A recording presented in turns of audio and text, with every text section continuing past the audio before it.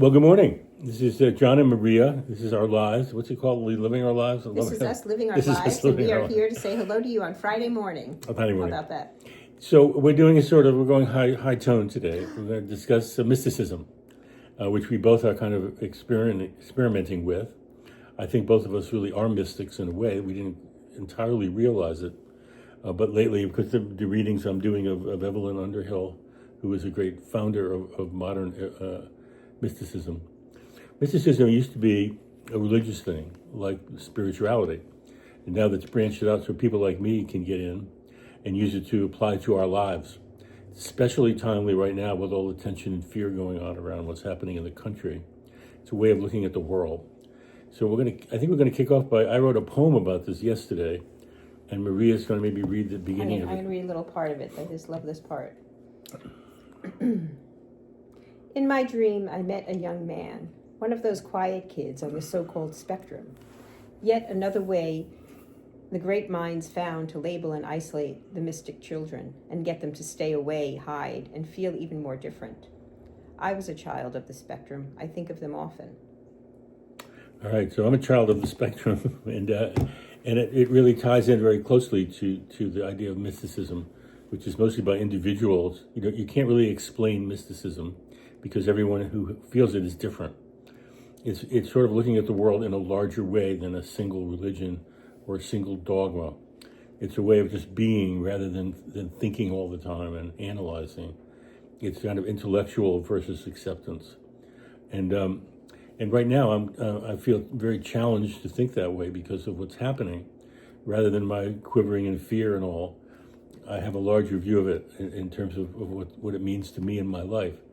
I think that's true of you too, Maria, if I can say so. Well, I always thought of mysticism as mystics being those people who are, outside of society, yet definitely have a religious or spiritual bent in some way. The first people I think of when I think of mystics is someone like Saint Francis or Johnny Appleseed. To me, they're very similar actually, and we would look at them and say, oh, that they're crazy. I mean, they're like really crazy, or there's something not right with them. And I think for me, I've always thought of mystics as being someone who has they have a different sense of reality. I think you're talking about it in more of more of an everyday way where, you don't have to be so extreme, where you can be a mystic and live, a pretty normal life the way you and I do. We live in our house, we pay our taxes, that kind of thing. Oh, okay. Is that what you're? That was good. That was fun. Because you're definitely talking about it in a way that's different than I have always thought about it. And I really admire those people, like St. Francis and Johnny Appleseed. I really admire those people who have, have lived those lives that they find their own direction, and it's like so often totally out of society. But the way you're talking about it, it is more. It's almost like it's more every day. It's more. It's like you don't have to be that extreme. Mystics are about being and not really wanting. And I think that more and more accepting the way the world is on a larger scale. What do they call it? The divine life, the divine world. It really is a creation of a community that's focused more on the good and more on the beautiful. Beautiful and the true is what the mystics talk about. And mystics have always they've been pretty much alone. They don't really have a church, although some of them are going to church these days. And like all the things that came out of Christianity, this is another one of those movements that was sprung in Christianity but has moved beyond it, really. And is applicable to anybody who's trying to figure out how to live in a complicated world. And rather than sit up and say, my God, how did that happen? And what does that mean? And what can I do about it? You accept it and you look for things that have a spiritual meaning. I do it with the birds. I do it with the farm. Maria does it with everything in the forest and the woods, and her working with the hen and her love of animals. So I've always seen Maria as a mystic. She's not really normal, if you can use that term. Excuse me. And nor am I. And we live a little bit outside of the tent. We don't have a dogma. We don't have a priest or minister to tell us what to think or feel. we just become spiritual off of what's around us, what we're seeing. It's really a question of a faith of feeling rather than an intellectualizing. Which is very different for you, because you are like so analytical and you do everything through your brain. It's like everything you process everything intellectually and analytically through your brain. Your feeling, your felt sense is not something that you have a lot of practice with, I don't think. Would you agree with that? Well, I do, and one of the things I like about being a mystic is that it's okay to have both. You don't have to. You don't leave the real world behind. Right. You have to accept the reality of the world and the way it is, but you also have a different way of feeling about it and responding to it. In my case, it may be the food pantry, or it might be the birds I'm taking pictures, or it might be the flowers. Certainly, I think with your photography, I think the food pantry is a very practical application. You know what I mean? That's very practical. The flowers take you to that different world. When you talk about the divine world, I see that in your flower pictures. I see you creating that in your flower pictures, and I think that is the feeling part of it for you. And it's not something that you have really done, I think, until you started taking pictures. And it's not about thinking. Your photography has never been about thinking. It's always been about feeling. Because you don't even know how the camera's, at the different settings and stuff like that. It's very hard for you to grasp. But you don't learn that way. You learn by doing, and that feeling, and you can see it in your flower pictures. I think you see it in the bird pictures now too. In all of your photography. Well, it starts out, and then see where it takes you. I think it's happening with the bird pictures. But anyone can do that. Right. You find your thing, and you get that sense. So you speak of a very particular feeling when you're taking those pictures. Well, I think one of the things I love about the flowers is they're the pure mystics of nature, in the sense that people are always mad at me because I don't know their names, or I'm not spelling them correctly. I don't care about that, because the flowers don't care about that. Flowers don't need names, and those are some things people need. And when I just accept the beauty of them, and I accept the feeling of them. It's about feeling, as you're saying. And I think that's what makes a mystic a mystic. You're not really having to analyze them, or what's their name, or what they're doing, or where do they come from, or what trees do they live in. I just experience them as I see them, and it's the color of them and the feeling of them. And so I think mysticism is it's not against analytics, which is fine. If I want to do that, that's fine. They don't tell you what to do. And I'm always going to be analytic about things, but at the same time, I'm now exploring the other part of it, which is the mystics part, which is just feeling it. It just feels good. It feels beautiful. It feels pure and true. So it appeals to me, especially now with all the nasty stuff going on around us. That really makes me feel good. It really makes me feel better. It really makes me calm. I think you do this all the time when your walks in the woods and your connections with the donkeys. I first saw it in you with the donkeys. Yeah, no, absolutely. Nature does that for me, and it does it for a lot of people. Taking a walk in the woods is, a form of, it's almost a form of medicine now. It's almost prescribed.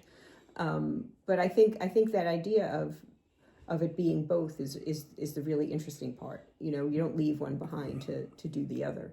And those people that I think of as being mystics, even someone like William Blake, I'm thinking of William Blake.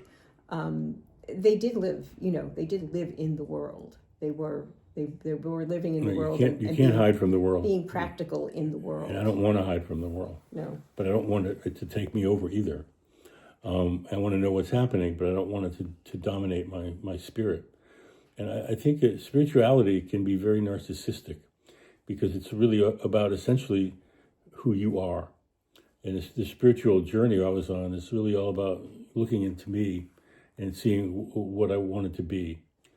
And what I wanted to be was not a narcissist. I wanted to be someone who's out into the world and working in the world, but doing good and encountering beautiful things, the beautiful and the true.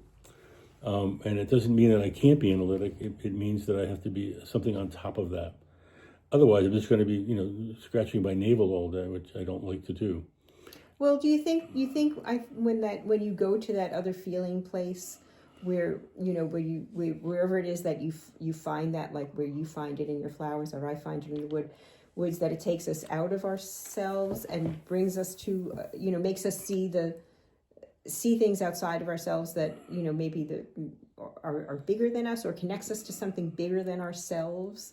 Well, or makes us see ourselves as smaller within that bigger world. Do you think? Well, you're a wonderful example of it. I mean, I look at you with your hen, the white hen, who you and two chat every day.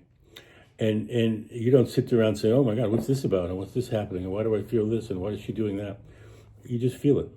And I think she picks up on that, really. Because you're not really asking anything of each other other than to be. Mm-hmm. You're taking care of her, you're helping her, she's accepting that. And I'm not comparing you to a chicken, but I think... But there's something in... That's a demonstration of how the mystical thing. But there's also something in that idea of being in the moment, as animals are more in the moment than we are from what we know. But you don't agonize over why you're doing it, you just do it. You don't go out of it and say, oh my God, what was that about? And what happened? And blah, blah, blah. No. Then you go over and talk to a donkey or do your work. And there's a great spiritual and mystical element in your work, which is really all about, you have all this stuff out there. I look at your stuff and think, oh my God, what is she going to do with all that? And you just see it. You just experience it. What do I feel? It is about feeling. I really work from feeling. And when you feel it, then you make it. And then I hope that feeling is in the work and connects to someone else. And it is, which is why people really are and that's the it. part that brings you back out into the world again. And that's the mystic in right. Because I work in my studio by myself, but I have a great connection to all the people who either look at my art or buy my art because we're, you have a string between you, and it's that piece of art that makes that connection. And it's very strange for someone like me to be taking flower pictures. I'm not a gardener. I've never been involved in flowers. I've really never paid much attention to them. But now I'm experiencing this very beautiful experience of capturing the beauty in them and the simplicity and just taking a picture of it. And allowing that to be. And it's the same thing. You just allow it to be. I do it every day, what it is, and I love it every day, and I don't go home and why did I do that? Right. And I think that's the core of the mysticism, really, is to accept both of those things. The reality of the world certainly shows up in the chicken and in my life, but also you go to a beautiful place with it. And you don't get bound up in, I always had the trouble with Judaism. I don't want to follow an angry old Bible to tell me what to think or do. I don't want to kill the firstborn people of Egypt. That's good. That's a good thing. I know I don't mean to dump on the faith, but it's not for me. And I think this is what's for me, what we're doing, and I'm getting to that. And it's been an interesting process. The confusing thing about mysticism is that everyone is different. So there's no one simple definition of it.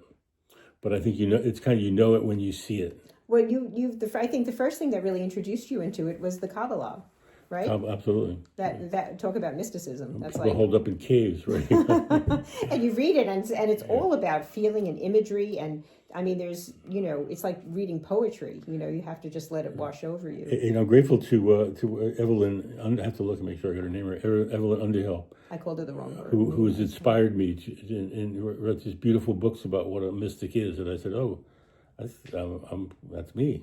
I didn't really quite even know that. So we're up to 13 minutes. We should really go. I think it's a good place to end, don't you think? It's a good place to end, and it was a good thing to have. It's a good thing to be. We're just being. We're not going to think about this. We're not going to analyze it. We have just done it. And thank you for being with us. Yes. And we'll see you next week. And God knows where we'll be talking about next week. Bye, everyone. Bye-bye. Thank you for coming.